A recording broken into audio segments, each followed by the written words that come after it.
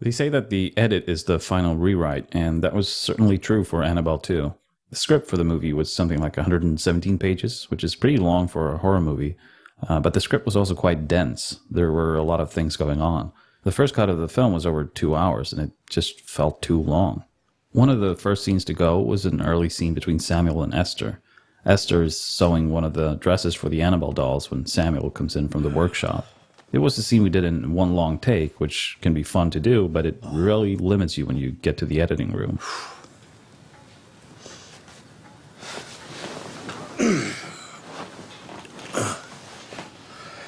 I take it you're finished.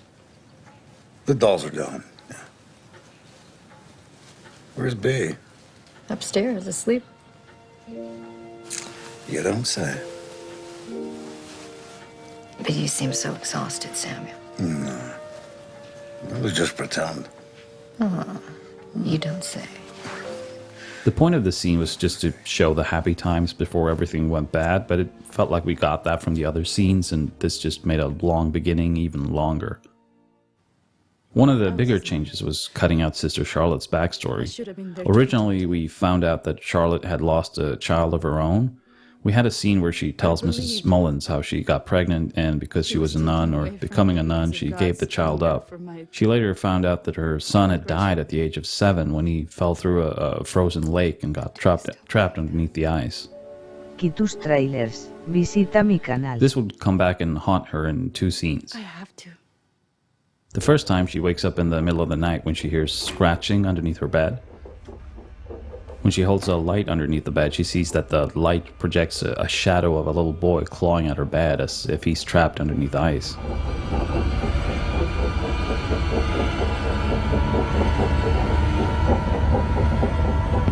Mommy?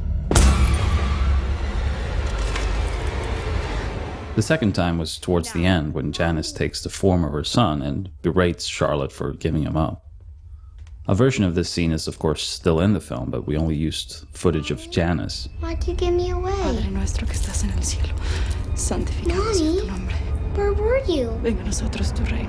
When I was trapped in the ice and drowning. Hágase tu voluntad aquí en la tierra You como... should have saved me. Another scene with Charlotte that we cut took place during the first night in the house. Charlotte walks downstairs, hears what sounds like a child's laughter, and goes to investigate.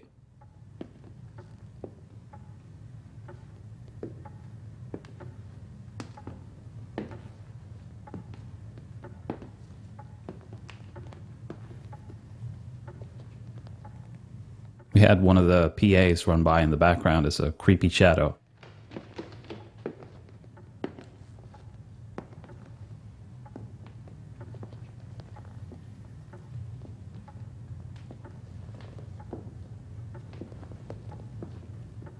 There's some nice looking images in this scene as Charlotte walks through the house and she almost gets a peek at Mrs. Mullins.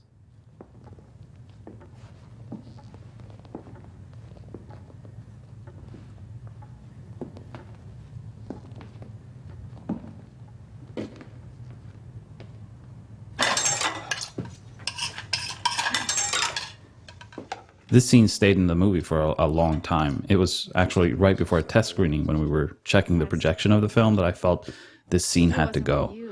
We needed to get to Janice walking into B's room quicker because that's the really fun stuff. So I asked my editor, Michelle, if she could hurry back to the editing room and cut that scene out before the screening started, which she did. I know the studio liked the scene, but the only thing I'm sort of missing from it are those nice images of Charlotte walking down the hallway. I had hoped Mrs. Mullins would join us. Another change is originally Janice met B much earlier. The first time Janice goes into B's room, B puts her hand on her and tells her to hide. B's actually still in that scene for a split second if you look carefully frame by frame. We thought about having VFX paint her out, but I figured it could be a spooky Easter egg to keep her in there. Tus tráilers. Janice then Visita met mi B canal. again during the night when Carol and Nancy are telling ghost stories about Mrs. Mullins. Linda? The other night, dear, as I... It's not a terrible scene. It's mostly one long take that at first shows the foot of the bed, and then we frame that out so one of the prop guys could put Annabelle in. But we felt that not having Ghost B appear until later in the film would have more of an impact once we do see her. Hello? Let's be friends. She's coming. Once Janice got possessed, she originally just hung around the house for a while, which felt weird pacing-wise. The scene with Linda and the pop gun originally came later in the film, after Janice had gotten possessed. Linda heads to her bedroom when she sees Janice in her wheelchair downstairs. After that was the scene where Linda sees Annabelle through the keyhole, and we get into the whole pop gun sequence. After Linda had run up into her bed, we originally panned out into the dark, where Janice came rolling in with Annabelle in her lap.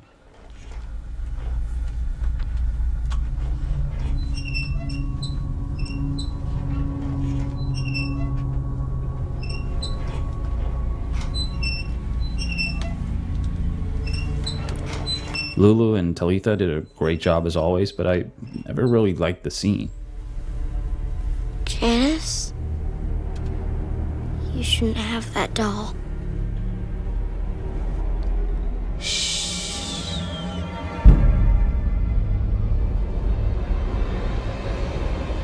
Janice? Janice eventually gets into the lower bunk. Linda decides to peek down, and that's when she sees Annabelle grabbed by a demon hand. So Linda seeing footprints was a later addition. The next day, Linda goes downstairs and discovers that everyone else has gone into town. It's just her and Janice alone in the house. Not wanting to be in the house with creepy Janice, Linda eventually goes out onto the porch where Mr. Mullins finds her.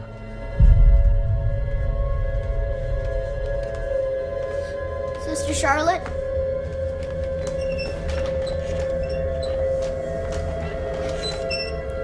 You slept late, Linda.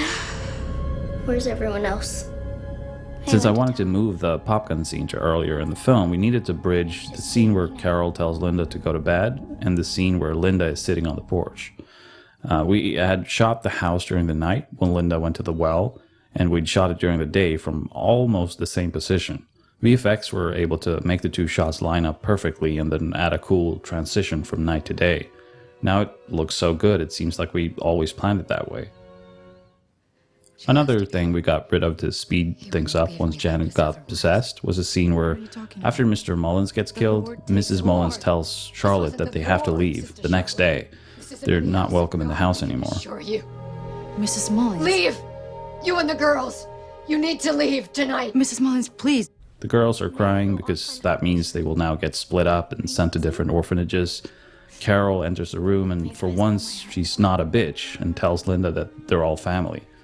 That's one thing I was sad to see go, a scene that showed Carol not always being a total bitch. Hey. Tus tráilers, visita mi canal. Don't worry. We're leaving here, but we're staying together. Because we're family. And that's what families do. A scene that was cut was Mrs. Mullins meeting the demon. Before the girls find her dead, we had her getting a Bible yanked out of her hands. It lands next to Annabelle that starts floating up into the air, kind of like she does in Annabelle 1, and we see that it's actually the demon holding on to Annabelle. It simply wasn't a great scene, so we took it out.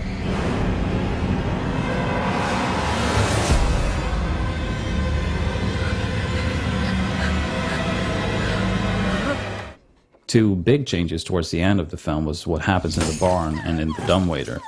Originally in the barn, Carol encountered evil Mrs. Mullins instead of the scarecrow. I always felt that the scene could have been better, so when it came to do additional photography, that was one of the things I wanted another shot at.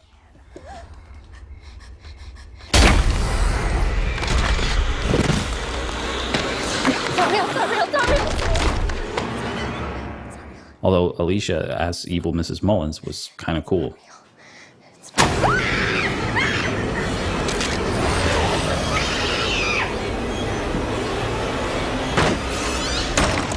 We'd already had the scarecrow outside, but all it used to do was land on the car in a cheap jump scare.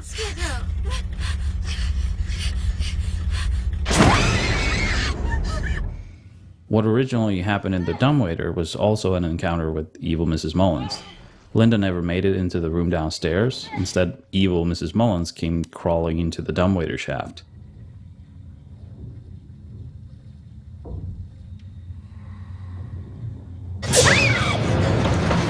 Linda!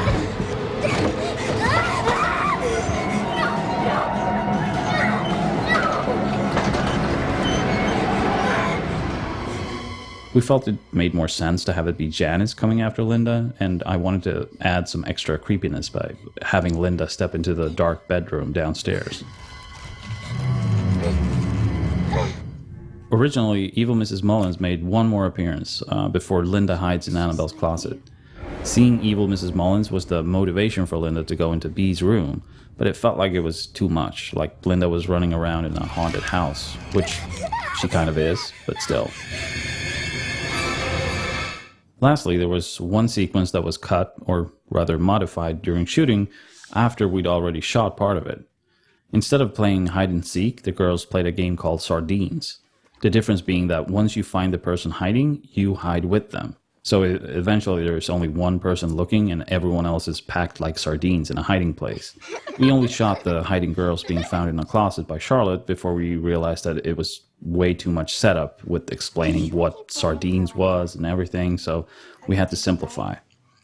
Instead, we got one more scene of Carol being a huge bitch.